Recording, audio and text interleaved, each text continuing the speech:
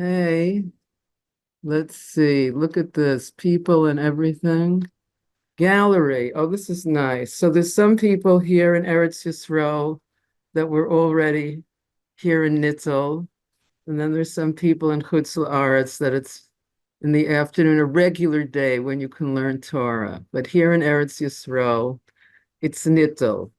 So although I had a most fascinating class that I was looking forward to sharing with all of you, I think I'll just tell some stories because I know that this has been done. This is what's done in Israel. I remember when I lived in Crown Heights, Rabbi Y. Jacobson told stories to the ladies in 770 as our experience. So let's see. So I'm going to tell a story. If anyone else wants to put their phone on their picture on, their video on, it will be appreciated. But there are a few people here. All right. So hopefully that will carry me through. Yeah. Oh, look, there's a serious looking friend. Okay. So I wanted to share some stories about our experiences in meeting the people we did in our shlichus to communist Russia. So I'm sorry about those people. I'll just give a little background how we had the schus to be going. The Rebbe would weep about the suffering of the Russian Jews, that they couldn't get out, they weren't allowed to leave, and they weren't allowed to live as Jews. And it was a crime to give lessons in Torah. It was a crime for Jews to get together. It was a very difficult time. But we did, it was 1985. I had been like jealous of shluchim that had gone, the Rebbe's underground shluchim. It did seem like something interesting to meet those people. And that Purim 1985, it was during a period of time that we were friends, very good friends with Bob Dylan, and he was coming to our Purim party, and we wanted Professor Branover, who was one of the first Russian refuseniks let out, who became a chassid in Russia, in Riga, a chassid of the Rebbe. And we thought, and Bob was going to be playing in Russia. Anyhow, we thought it would be a good match for them to meet. And Professor Branover called us the next day and asked if we wanted to go as shluchim of the Rebbe to Russia that summer. And at that time, it was like he told us we couldn't tell anybody, and he paid for us to take Berlitz lessons. And so that summer, in the beginning of Elul, we had the schus of flying. We flew Finnair into Leningrad, and the Finnish soccer team was kind of in front of us going through customs. We had like classes from an underground organization in Crown Heights how to get through customs because there was so many things to bring that people needed there that they couldn't get. And yes, but so we were hoping to squeeze through with the Finnish soccer team, but that didn't work. And we did spend 5 hours at customs. But Baruch Hashem, if you had an answer, at that point they let things through. Like, why did I have a case of yeast? Well, I had a case of yeast because you couldn't get kosher yeast. The yeast was chalavi in Russia at that time. So we had a can. I asked, why did I have it? And I said, it's my health drink when I travel, just all sorts of little answers like that of what, yes. And then we met. So this was Leningrad, where the streets are filled. You can breathe in Lubavitch Mesiras Nefesh. It's where the Alter Rebbe was arrested and put in the Petropavlovsk fortress for 53 days, and where he had a miracle while traveling over the Neva River to be questioned. And then the Frierdiker Rebbe was arrested in Leningrad. So this is, it's very strong, just breathing that air, breathing the air of Leningrad. And one of the families that we met there was the family of Yitzhak and Sophie Kogan. And they had become Yitzhak's mother had always kept kosher, and the one shochet in Leningrad who was like in his 90s, Yitzhak, knew that it was very something important to his mother, and he went to the shochet and asked him if he could learn to be a shochet. And the shochet said, not only can you, but you must. And through realizing how frum a shochet has to be, they became Shomer Shabbos and Kashrus and any other mitzvah they could find out about. And because of their warmth, because of their warmth as people, they could melt like a heart of ice. Like they could just, that was how they, that was how they carve people. I didn't even realize, like once when they was after when they found when communism fell and they got out and they were staying in our basement while visiting the Rebbe, and they would walk down the driveway and I would hear them, maybe we should let Panda in, do you think?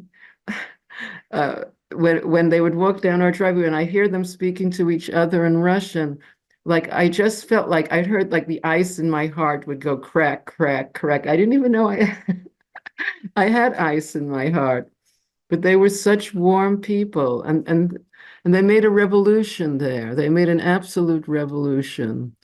When they got out of Russia and they came for the first time to the Rebbe, I guess it was something like 1988.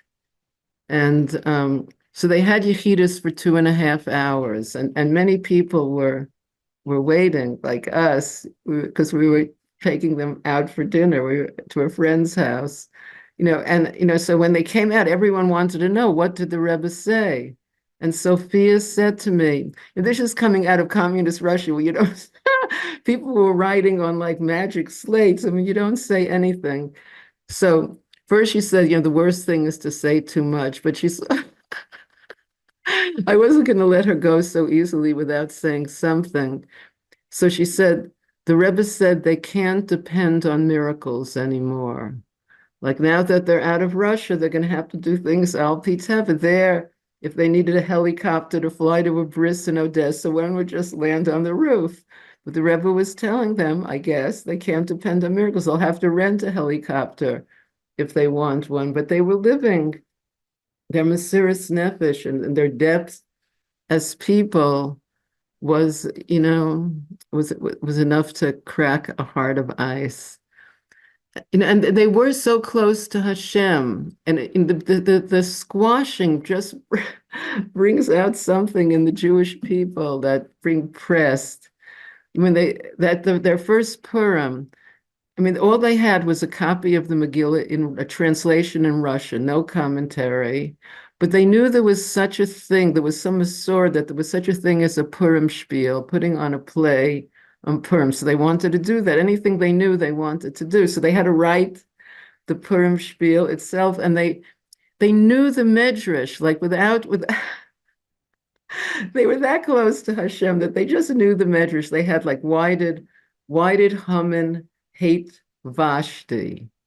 Well, they put in 3 reasons. One was that when Vashti made her party, she invited everybody but Mrs. Haman. Also, Haman had a daughter that he was hoping he'd get rid of Vashti and maybe Achashverosh would marry his daughter. And whenever Vashti saw Haman, she would take off her shoe and hit him on the head.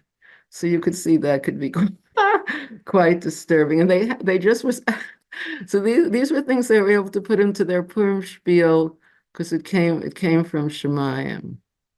Yes. Then in Moscow, we met Grisha Rosenstein, who was one of the leaders of the underground there. He and his family, he had been a professor of biophysics, and when they became frum, so he lost his job. Their telephone was disconnected. There was someone from the KGB that lived on their floor in the apartment building and had a key to their house. And this, this was what was happening. And he asked me what I had prepared to teach. Professor Brownover had said, you have to, if people are risking their lives, you have to prepare. So one of the things that occurred to me to teach was the dinim, the laws of Chevra Kadisha, how a body is prepared for burial. In the 1980s, I was in the Chevra Kadisha in Crown Heights, and women had gone like over the past few years and taught the dinim of Shabbos and Kashrus and Taras HaMishpacha. So I also prepared something in Tanya and something in Navi, but for dinim, for halacha, I prepared Chevra Kadisha. I actually even brought along tachrichim, like basted garments that a mace is dressed in, and they wanted to know at customs what exactly that was. And I said, it's my arts and crafts project. When I travel, I like to do a little sewing, and I was that worked. Okay. So when I told him that I had prepared Chevra Kadisha. He said that I would have to go to this village Malachovka, where there was the only functioning Jewish cemetery in the whole Moscow region. And because you have to go through an Air Force base to get there, foreigners aren't allowed. So my husband couldn't come because he would be noticeable. But I went with a young Russian Lubavitch boy and didn't say anything. And women were dressed quite sneakily there at that time, that, I could sneak through. And he sent us to a family, the Tamarins, and their young boy, Nachum Tamar. Now he's a shliach near Zhytomyr in Kiev, in the Ukraine, but then he was a young boy. And his parents, when we walked in, the first thing they wanted to know is, what did the Rebbe say? Like, what did the Rebbe say at the last for bring? And they wanted to know. And I remember they gave me a challah. And I actually took it back to New York, and in my tishrei, it made it into crumbs and baked it into all of my tishrei challahs, so the guests could taste the Mesiras Nefesh of the Russian Jews. So, yeah, so they arranged that I was going to meet Nachum at the last subway stop on a certain train line on Sunday morning, and we were going to take a train to Malachovka. And so Mayor and I decided that we would start off on the subway where we were staying, right off Red Square, and when it was still really happening, when it was still like full communism, like Lenin's tomb is right there, and the brides. I know this is going to be hard to believe, but Russian brides would wait online on the day of their wedding to go to Lenin's tomb. Now, isn't that a touching story? Doesn't that sort of bring tears to your eyes? All right, it really. So anyway, we're there. So we had it. This was downtown. Mayor came with me on the subway because we thought if we were being followed and he got off, if there's one person following us, they would follow him, which seemed to be the case. And so Mayor got off, and there I was, and I came to the last stop and got off the train. And there were actually three Russian policemen who were right there. And that time they had on their hats like a map of the world with a hammer and sickle across it, like world domination. They had no idea it was all going to crumble in a couple of years, but this was still world domination. But they ignored me, and I found Nachum, and we took the train to Malachovka and went over through fields and over fences, and we came to the house of Sarah and Moshe Garbos. And as soon as I walked into their house, it's like in their house was Mashiach's sight. It was like the time of Mashiach. Like they were just such holy people. I'd never had such an experience. It was just in this little village. And she had been asked to do Chevra Kadisha like 2 weeks before, but no one told her anything. And there's so much dinim, how the body is treated with respect, and prayers are said as each part is washed and prepared. And it's done in, I guess that's why it's called the Chevra Kadisha, the Holy Society. It's very holy. So she was thrilled. She couldn't believe it. She felt like the Rebbe had sent me to Russia to teach her the dinim of Chevra Kadisha. And we really bonded. Now, also, Russian Jews, I think I've mentioned this before, they had a different attitude towards halacha. Like in Crown Heights, like 200 ladies would come to the Hasidus class and 4 would come to the halakha class, because it's high risk behavior. You go to halakha class, they're going to tell you can't do something you want to do. It's high risk. Why risk it when you can just, quietly stay home? But not in Russia. There they felt each mitzvah was another way to connect with Hashem. They were very excited about every mitzvah. Wow, another way to connect with Hashem. So they knew about Chalav Yisrael, which you couldn't buy, but since they were in a village, her husband saw a cow being milked that morning, and she made me lunch.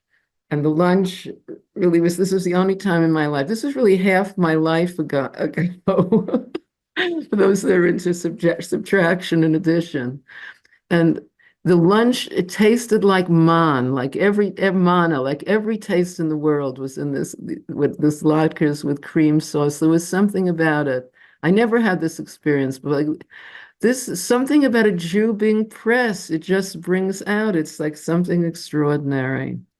So we bonded, and then she had a son that was almost 18, and Russia was at war with Afghanistan, and like the worst thing would be for a young Jewish boy to be drafted in the Russian army to fight in Afghanistan. And she had daughters with some health problems, and the health care wasn't so good. But she saw I was getting all worried, and she said to me, Miriam, don't worry, Hashem knows about our family. And sure enough, they got out, and first they were living in Jerusalem. The Rebbe wanted there to be a community where Russian Jews could come to when they first came out of Russia. The Rebbe was very concerned that they should have a chance to be exposed to Yiddishkeit. And they were living there, and then they lived in Bat Ayin. But before I get to the Bat Ayin part of the story, I just want to share what they shared me about their first Shabbos, their very first Shabbos, the Garbos family in Moscow. So they didn't really know so much about it. They saw a notice that there was going to be a display of Hebrew books at the Moscow library, and they'd never seen Hebrew letters, and they thought it'd be interesting to see Hebrew letters. Go to see a Hebrew book with Hebrew letters. And they went. And somehow the letters, seeing the Hebrew letters, they became very inspired. And they both took the next Shabbos off from work, but they knew nothing. They knew something, Shabbos resting, they knew to take off from work. So so they spent it, they were listening to underground Shlomo Carlebach records and smoking cigarettes, because that was very fixing. And I'm sure Hashem got a lot of nachas from their first Shabbos in Moscow. Yes, you can understand. But then Baruch Hashem, they connected with the underground and learned more and became from. So when they were living in Bad Ayin, so in 1996, 97, my husband had a sabbatical and we came to Israel. Also, we were staying with Russian friends in remote. And Meir had to take class, like we took an Ulpan in Hebrew University to satisfy the education part of his sabbatical. And we were living there, but we did have about 4 families of Russian friends, including the Garboses who came to Bad Ayin, like people we had met there in Russia. And so they said that they had 2 kind of old caravans. They said they really only needed one and we should move into the other. But it was down a very steep incline. I wasn't even sure I could get into the caravan. And Bat Ayin was very raw then, like there wasn't asphalt. It was just mud. It wasn't the kind of mud you could walk around. You had to like understand you were going through the mud. But somehow we did fall in love with Bat Ayin and the people. And it seemed like this was our shlichus. This was where we were meant to be. No, I wanted to say to another before I could share a few more about Ayin anecdotes, but I wanted to remember to tell another story about Yitzhak Kogan, who was known as the Tzaddik from Leningrad. It's a good name for him. He really is, Baruch Hashem. He really is still a Tzaddik. So the first Shmini Atzeres, when they were in Crown Heights, it was right after. And they came, of course, to be with the Rebbe for Shmini Atzeres, and we had discussed the merit to have them staying in our basement, in our house. And so the Rebbe would always dance the 1st and 7th Hakafa with his brother-in-law, the Rashad, but his brother-in-law had passed away, and no one knew who the Rebbe was going to dance with. And then I got there with Yitzhak's daughter, Simona, who was like 11 years old at the time, and if you've never been on a crowded Simchas Torah in Shmini Atzeres in 770, it's hard to really describe. It's just like solid people. Like there's people in the aisles, there's people on the bench, standing on the benches, people standing on the backs of the benches. It's hard to really visualize, but it's just a wall of people leading to this glass, but that's the mechitza. The men are down, the Rebbe and all the men are down below us. The women are like at an elevated balcony, and there's a little, about 2 inches on top and the bottom of air where you can both see and breathe. And so it's not, it's like there's a huge amount of air conditioning, so breathing isn't really a problem at all, except, okay, so then all of a sudden we were in the back and there was this thing that her father was going to be dancing with the Rebbe like in 30 seconds. And somehow, how he tells it, a wind from Russia lifted us up, and we were suddenly in the front row, looking under the glass, able to see her father dancing with the Rebbe, which is a very special moment. But there was such a push, it was so crowded that I actually couldn't inhale. I never had this experience before. And I knew if everyone didn't move back soon, not only was I going to see the Rebbe, I was going to see God. But the Hakafa ended and people moved back. I was able to breathe, and a lot of people came to our sukkah that night of Shmini Atzeres to help celebrate this great occasion. So the Rebbe loved these people. I mean, I guess you can see they're just absolutely. What can you do with someone who's so warm that they crack one's heart of ice? What can you do but love them? L'chaim, l'chaim. So let's see. What other stories of the Russian Jews? Maybe I'll tell one more story because here we are not learning the Parsha.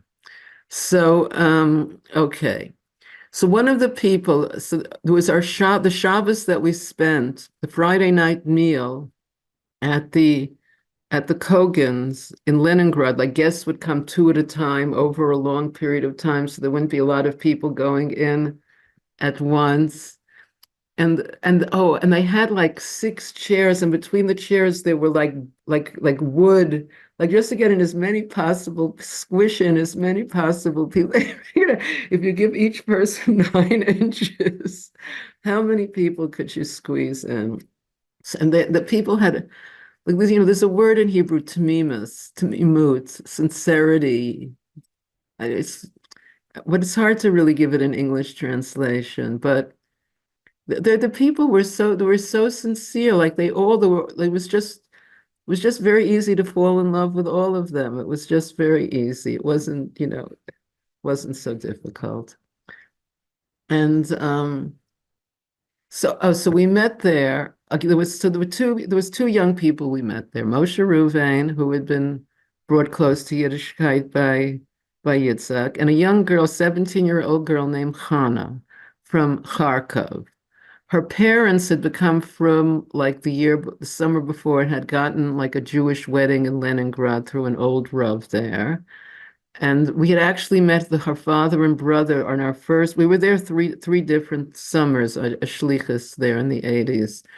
And we had met her father and brother when they'd come to get a bris milah together in Moscow. They were like one soul, a father and son coming to do a bris milah together.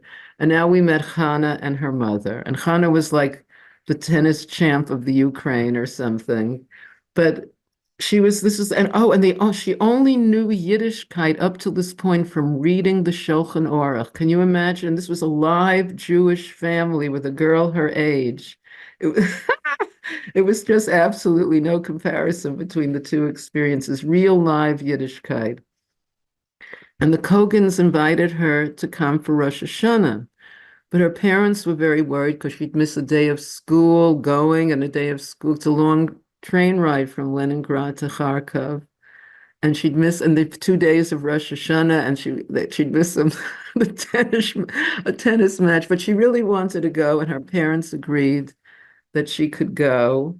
And she came for Rosh Hashanah, and they were davening in this old shul in Leningrad. Again, where the women were upstairs.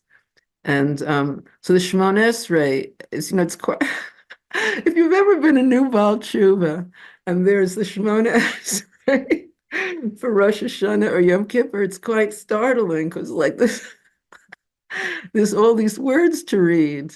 And yes, and at that time, at least when I first became from there wasn't even an English version of it. It was quite challenging. So Hannah was davening the Shemona Esrei. Everyone had already sat down, and she was upstairs still davening. And Yitzhak Kogan said to Moshe Reuben, you see that girl up there? Maybe that's the other half of your soul. So he was going to go after davening to blow the shofar for an old Rav Medalia, who lived in Leningrad, but was too old to walk to this shul. So he asked Hannah if she wanted to come with him on this walk, and she wanted to come, and they walked there, and they got to Rav Medalia's house, and he was reminiscing how he had been the Mitzvah Kiddush and how he had conducted her parents' wedding the summer before. And then he said to Moshe Reuven, I'd like to be the Mitzvah Kedushin for your chasana. And he said to Hannah, I'd like to be the Mitzvah Kedushin for your chasana. And if it was the same chasana, that would be great. So that was an interesting. So on the way, while walking back, they decided to get married. I mean, with such an introduction like that, how can you really not want to? But she was not quite 18. Her parents were quite startled by this news and said that she had to wait at least 6 months.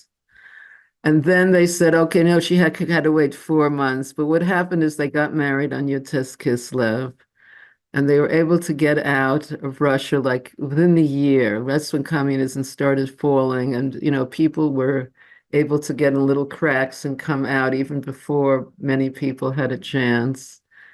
And so they came here, and one of their first jobs with their first four children in the very, very beginning, if people remember the story of the children of Chernobyl, that there was this terrible nuclear disaster, and there were these Jewish children there.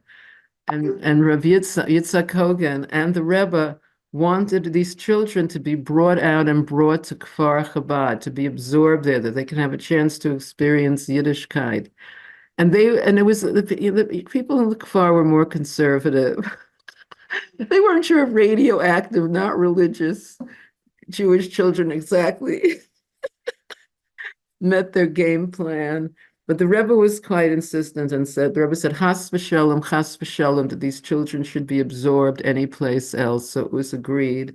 And the Kogans actually mortgaged their house to have the money to rent a place for these children to come into Kfar Chabad. The Tzaddik of Leningrad, they do things like this, mortgage their house so that the children from Chernobyl should have a place. And later it became a very successful, organization. Like they were able to, if there was official fundraising by charismatic people, and Baruch Hashem, they were able to set up good things for the children of Chernobyl. But this was the very beginning. This was the very beginning. And these were the people that did it, So it is inspiring. It is inspiring knowing such people, and we need to be inspired. We need to be inspired.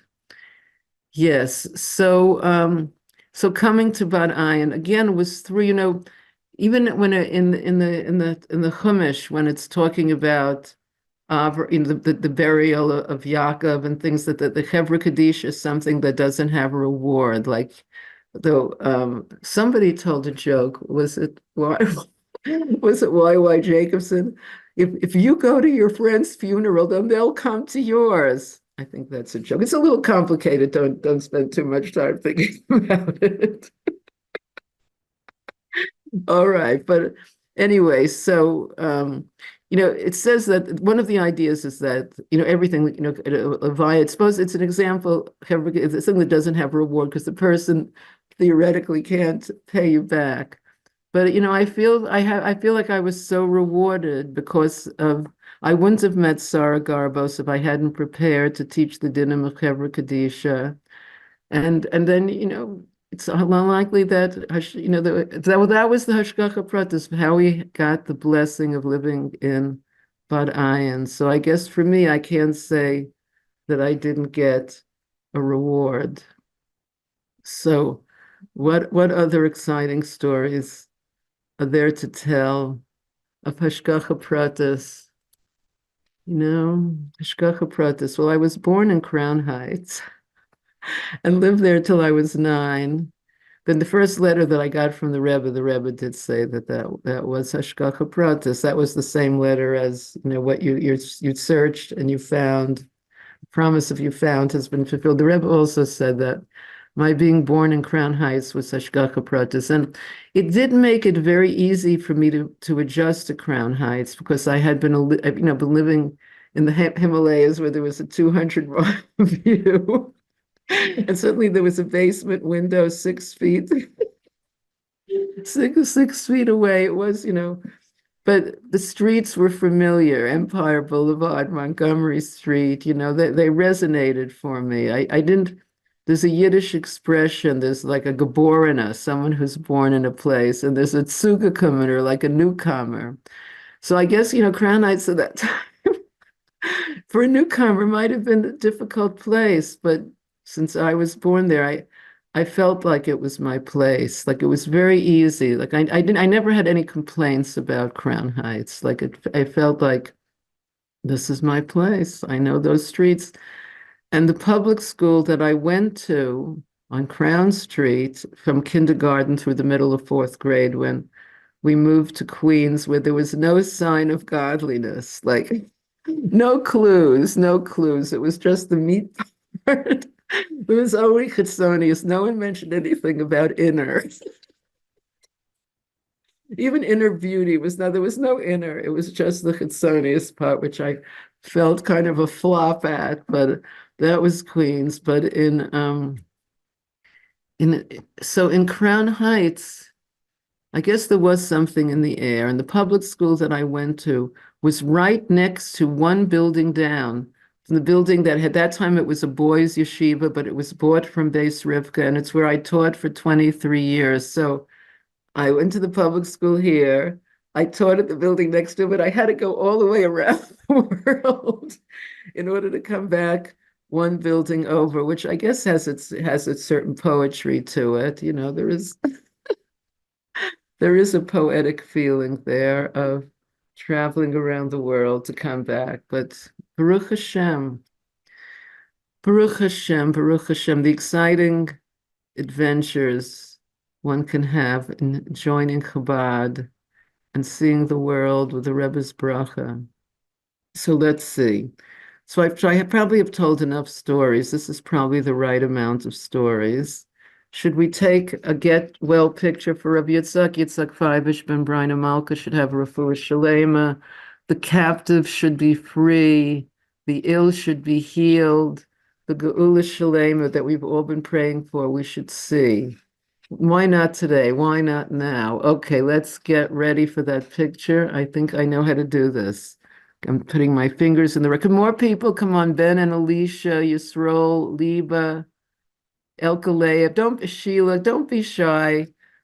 Just the get well picture. Everyone is cured looking at these gorgeous faces. Who wouldn't feel like life is worth, yeah, well, this is so nice. Okay, I'm going to say 1, 2, 3. Great. Thank you so much. So next week, Amir Hashem will be back at learning the Parsha Shemos. And hugs and kisses. Have a wonderful week. Thank you so much for coming. Shalom, shalom.